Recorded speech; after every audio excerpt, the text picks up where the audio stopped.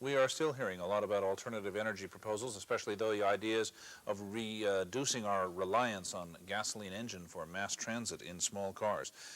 Senator James Jeffords is used to having his energy proposals ignored in Washington. He's been trying for 10 years to get alternative energy proposals through Congress. His latest energy bill to make more cars run on alternative fuels, 10% in 10 years, has stalled.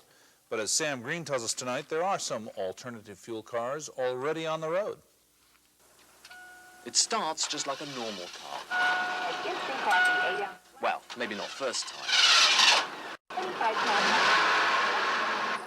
In fact, in most ways, this is a regular car. It's just a bit more versatile than the average auto. With one flick of this switch, this car stops running on regular unleaded gasoline and starts running on natural gas.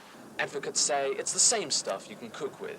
We add what you call a conversion kit. We have a tank in the trunk, and this regulator here reduces the pressure to about atmospheric pressure, and it goes directly to the engine mixer and goes to the engine. It's burned just like gasoline.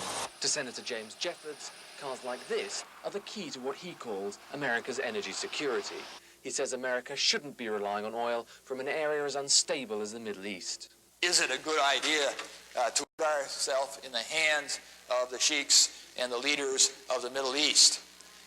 Now, I would suggest that it probably is not. It's just a question of getting beyond big oil. And I'm just tired of begging big oil to take care of us.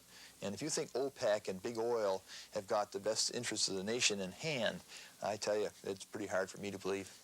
Jeffords says his plan would also create American jobs if oil refineries were forced to produce alternative fuels like ethanol, natural gas, and methanol. His colleague from Oklahoma disagrees. This is a government mandate that will be very expensive, that will cost consumers a lot of money. It will cost jobs. It will not create jobs. And frankly, I don't think it would reduce dependency on imported oil. Jeffords says his ideas were defeated by party politics. To understand how every one of your co-sponsors that was on the Energy Committee would turn around and vote against something which they had endorsed just so totally amazed me when it was all over that I'm kind of still trying to figure out how the Senate works, but unfortunately I know how it works now. The big three US automakers are all working on alternative energy vehicles. You can't fill a car up with natural gas at the local gas station, but Senator Jeffords hopes in the not-too-distant future cars will use all sorts of alternatives to regular gas. That may seem far-fetched, but it wasn't that long ago no one used unleaded fuel.